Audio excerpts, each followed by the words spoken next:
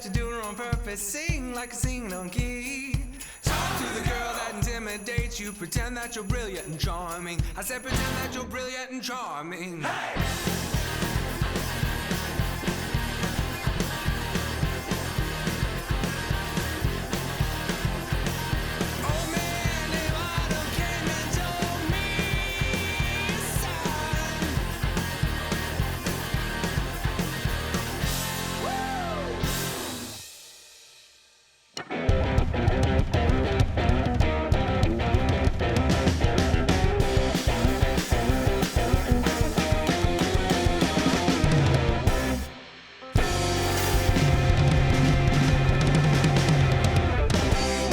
Everybody, welcome in. Later with Jason Suel. So glad that you are tuned in. Man, getting us fired up for this episode. Love it, guys. Absolutely, wow, man. What a night. What a night. What an exciting night. It is exciting. Crispier. I'm getting happier. I can go outside. You're getting happier. So explain that. You get happier when fall comes around? Yeah, because you guys remember summer? You guys remember that so hot 100-degree day we had? Yes. Nah, dude. Yeah. It's my time. It's my time down here. Yes. You hey, know? Can we talk about your new venue that has just opened up a little bit? Kind of give us a tease of what's happening in Bentonville? Yeah, there's new stuff going on.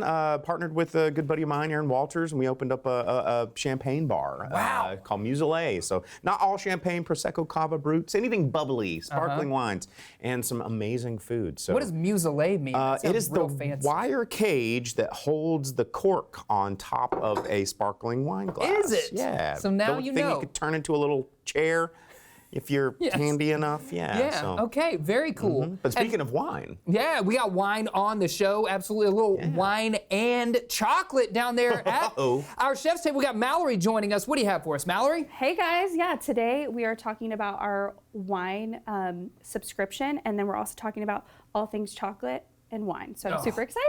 Listen, I wore the purple just because of this. Subscription, sign me up. That's right. I'm going to cancel Netflix just to have this instead. You should, absolutely. We're also going to be talking with our celebrity historian friend, Rafi Andonian, about Montenay, what you might not know about that historic Northwest Arkansas location. It's just not all chicken and rotating tables. That's right. There's other stuff. More to it than that. And our musical guest, Milden Hall, joining us. Cannot wait to hear from them. We've got a great music video provided to us by our friends over at KUAF. Man, we got a packed show. You got to stick around. All that fun is happening later.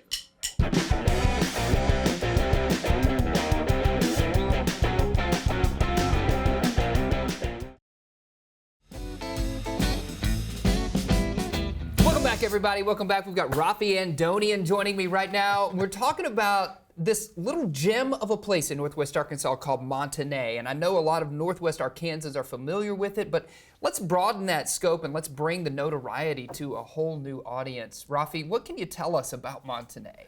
Montenay means mountain air. So as you might imagine with a name like that, which was changed, originally it was Silver Springs, that area, but Montenay was changed to mountain air because of Coin Harvey coming and establishing a resort there. So as you might imagine, with a name like Mountain Air, it's going to be a resort town, right? Because it's just kind of appealing to that kind of tourism. Now, its heyday was in the teens and the 20s, starts to decline in the early 1930s, and it was established by a guy named William Coin Harvey, Coin being his nickname, who was originally from West Virginia in the mountains, moved across the Midwest and into the West, got into silver mining, and developed resorts and tried to develop various things in different places.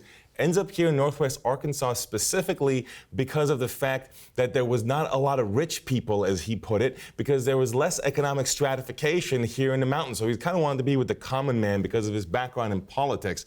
Now, his background in politics, he developed that name Coin because he was someone that advocated for what was known as the free silver movement in the 1890s. And in summary, kind of what the free silver movement is trying to do at the time is introduce silver into the money supply, which for a variety of reasons means that it expands the money supply, which then leads to inflation, which was favorable for miners, which remember he was a silver miner himself, and farmers because they didn't hold a lot of cash and they would be in a lot of debt. And as a result, if you have a lot of debt, inflation actually favors you because you're able to pay back your debt with lower value, if that makes sense. And so this was a big movement in the 1890s, especially out west. So here is this guy that had a lot of politics fighting for the common man, as he saw it. it, comes here to Northwest Arkansas specifically because of the mountains, because of the social strata that I just described, or the lack of local social strata, and establishes the resort to become a major destination. You know, something interesting happens because we have this sort of marker, this monumental place, Montanay resort. People are coming here for ages, right? For decades. And then it goes through a period and it kind of becomes this place that is full of lore and local folklore, into where it becomes a destination, maybe for teenagers and things later on, and to what it is now. People still go out there. So maybe talk to us about that transition and what it has become today. Yeah, so after Montanay's decline, you have a period where it's just kind of quiet there, and eventually, of course, there's damming, which means that the water with the Army Corps of Engineers increases levels and then, submerges most of the Montanay resort, and so it becomes a totally different thing. If you want to call it a form of a ghost town, even though it's submerged, and I think those places have a kind of special caption. They capture our imagination, especially in lore. And so, in the late 1980s, you have a story of a group of teenagers that go there to hang out, as teenagers often do, in out-of-the-way places that have kind of a spookiness and a coolness to it. Yeah. And there's a story of a couple in particular who end up going off, from the group, and eventually they get kind of chased down by this boogeyman, if you will, and Darla disappears. And her name is Dear Darla. She's known as Dear Darla. There's a Dear Darla story. And as a result, we have this lore that has played out since then, throughout the 90s and into the 2000s, which is a story that if you go in that area today, if you're driving, you may see a girl who's calling for help, who asks to come into your car. And when you drive the car to, let's say you put her, you have her come in your car, and you drive in a car, eventually what happens is when they get to the mother's house, because the girl is asking to get back home to her mom, you look in your back seat and there's nothing but a sweater. And another thing that's associated, so that's kind of like folklore, ghost story, if you will, always gives me chill bumps when I hear it. But there's also this idea of there being buried treasure out there, right?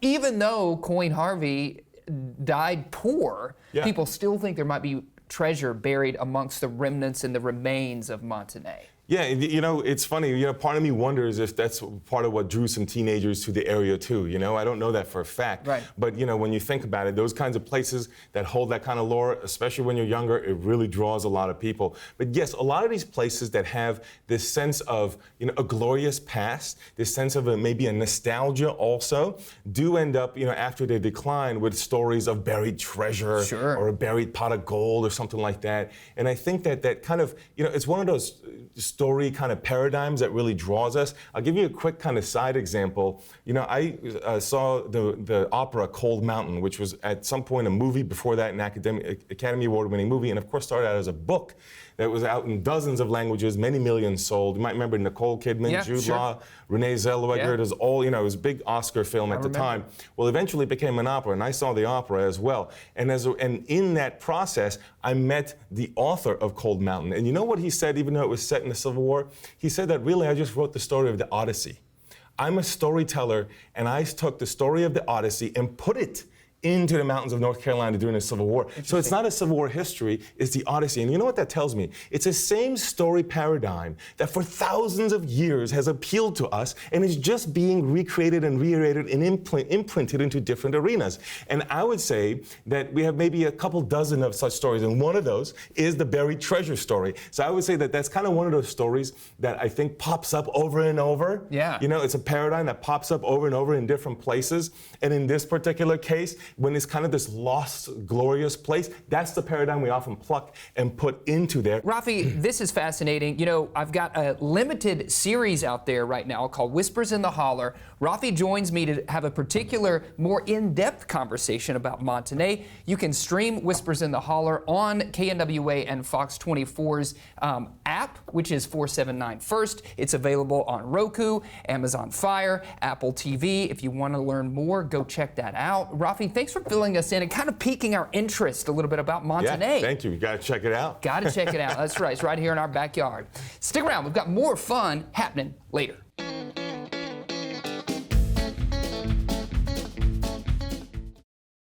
Our musical guest brought to you by Walton Arts Center. Walton Arts Center, presenting the West Street Live series.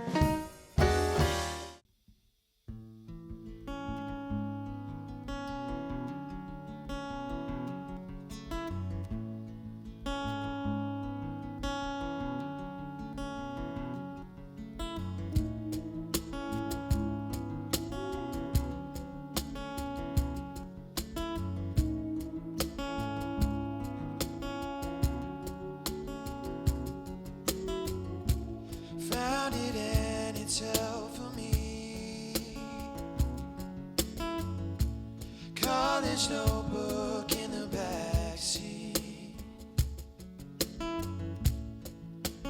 Read it over one time.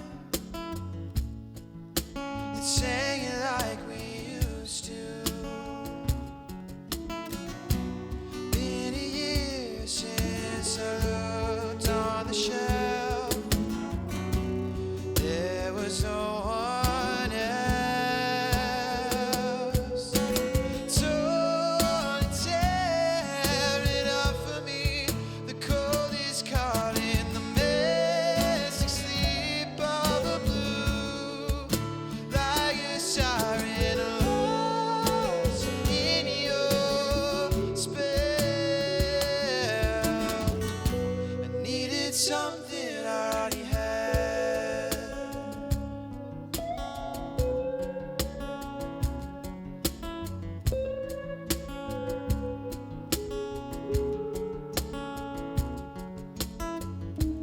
Reading words were present tense. Share the bloom and show it off. Writing to paper with broken hands. But needed something bended. I can quit anything that's good for me, but I never got the chance. Torn and tear it up for me. The cold is calling, the mystic sleep of a blue. Like a siren lost in your spell. I needed something I already had.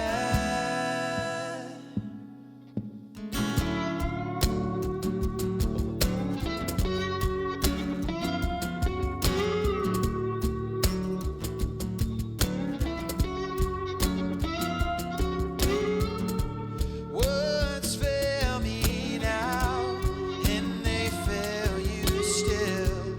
Words fail me now, and they fail you still. Words fail me now, and they fail you still.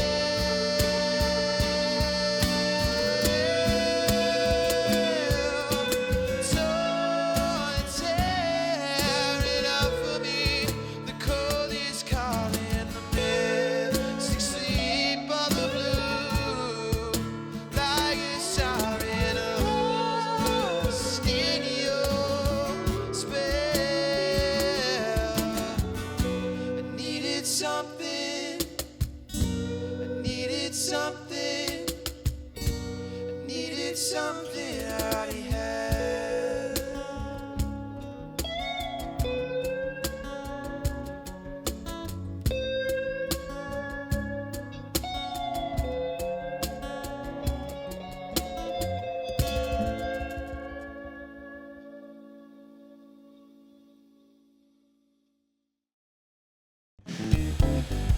Yes, everybody, we're down here. Man, that was a great intro for this because we're talking wine, chocolate. Mallory's here, Ozark Charcuterie and Wine Bar. Thanks for joining us. Oh my gosh, thank you so much for having me. Yeah, I'm so excited to We're be always here. happy for anybody that brings this much wine and this much chocolate. I knew you would. Yes. I knew you would. Yes. And let's talk about, first of all, what you have going on down here because Yeah. this is pretty exciting new thing that you've been doing. This is how you built your empire, right? It is how I built my empire. The charcuterie aspect is like my end all be all. So yes, grab that out. So this is my new charcuterie and wine subscription box. Wow. So we have a charcuterie, a 9-inch by 9-inch, so feeds 2 to 4 people.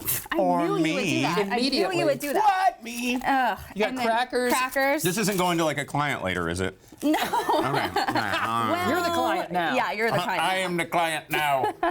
And then we have this very lovely bottle of wine. I choose the bottle every single month, and I choose bottles that you can't get easily and are between $40 and $60 retail price. Okay. So it's a good deal. Speaking of, we can always just come and have some wine and maybe a little bit of chocolate. What do you have going on for us now? Okay, so something super exciting that we just launched is this partnership with Markham & Fitz. Ooh, perfect. So I met the owner of Markham & Fitz actually in my restaurant a few months ago, and we just really hit it off. And then she had one of her employees reach out to me, and it was a match made in heaven. And so I spent the last couple of months trying to curate what you see in front of you, which is our wine and chocolate flight. Okay, This is so my snackle box. whenever we are doing any type of flight, Whoa! Look out. right? Anyways, Yes. We pop it. anytime we pop That was it. perfect. That was perfect. We planned that. We did plan that. We start from left to right. Okay. For Okay. us, it will be right to left. Okay. Because you want to start with the lighter wine first and work your way down to the darkest wine. Okay. So I'm going to go ahead and pour us this sparkling wine. It's toasted yolk. Oh, Toasted yolk. nice. It is a really good, very balanced sparkling wine. Okay. I'd be interested to hear what notes you pick up. Are we supposed to eat the chocolate first or drink the drink first? Does it matter which way you go? So I always recommend doing the wine first, Okay. so that you don't interfere with the flavor of the wine. A little blanc de blanc. Blanc de blanc. Yeah. Okay. Okay. Should we try it? Yep. Cheers. Cheers. Cheers. Cheers. Cheers. Cheers. Cheers.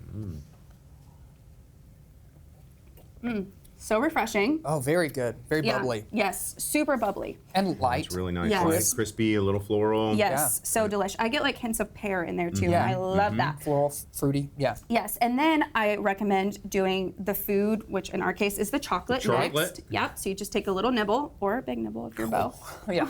That piece is gone. Which one is this? How do you know? Markham & Fitz. I know, they're really good. Their jobs. They're in the right industry. So this is our 60% Philippines dark chocolate. Okay. Well, not ours, it's theirs. Yes. Me. I don't make the chocolate. Okay. Okay, I don't do that. But that's really good. 60% still has a little bit of sweetness to it. You're not kind of drowned out in the bitter that you get Exactly. sometime from the nibs. But it does have a little bit of bitter, and I think bitter and bubbles go together. really, Well together. really well together. Well together. So What what goes is it? well with white chocolate? Because this Okay. is white chocolate, right? Yes, this is white chocolate. I actually accidentally Ooh, discovered smells good. this pairing because I felt like I just wanted something a little bit different. I only had a couple things on hand that day, and I needed a chocolate to pair with. This is actually our Moscato. And I Okay. know what you're going to say. Oh, Moscato, I don't like Moscato. Yes, It's too this is sweet. my immediate You thought. will.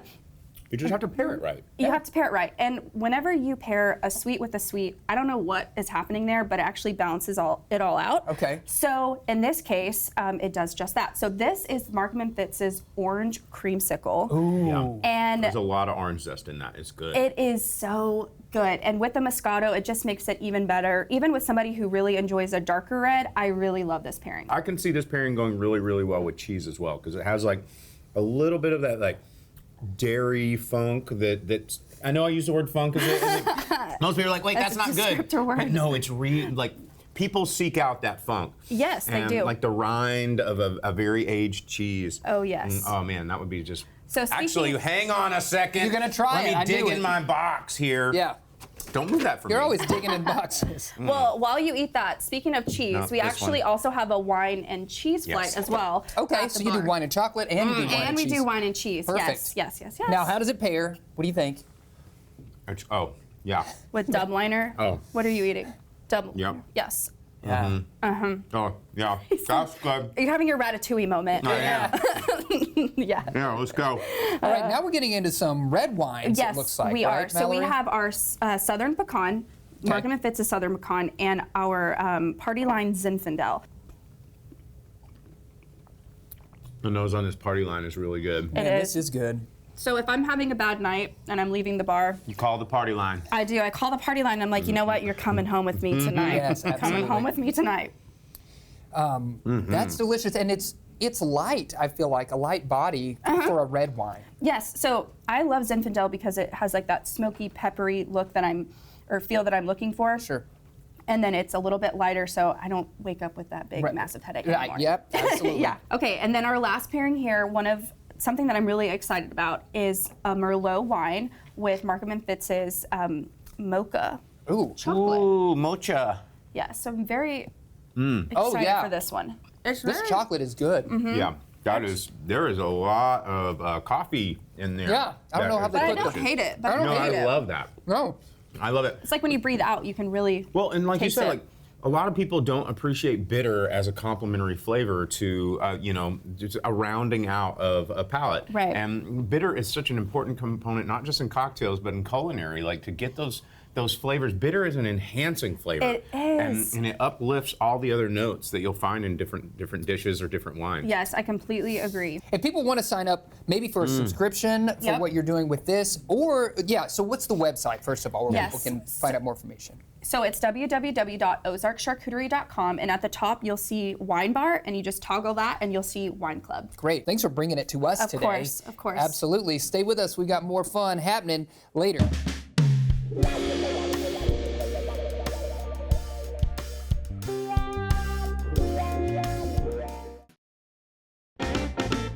Yes, that's our show. Thanks for tuning in, everybody. Remember, you can find us out there on your social media platforms or send us an email over at laterwithjasonsuel.com. Don't forget, if you missed any episodes or have a friend on the show and you want to send it to their grandma, you can find it on our YouTube. That's right. And we can't get out of here without thanking all of our guests, including the one and only celebrity historian, Rafi Andonian. And of course, Mallory from Ozark Charcuterie for just giving the lesson and all the tasty. Absolutely. And how about that music video provided by our friends over at KUAF? Tonight we featured Mildenhall. That's our show. We'll see you later, alligator. After a while, crocodile.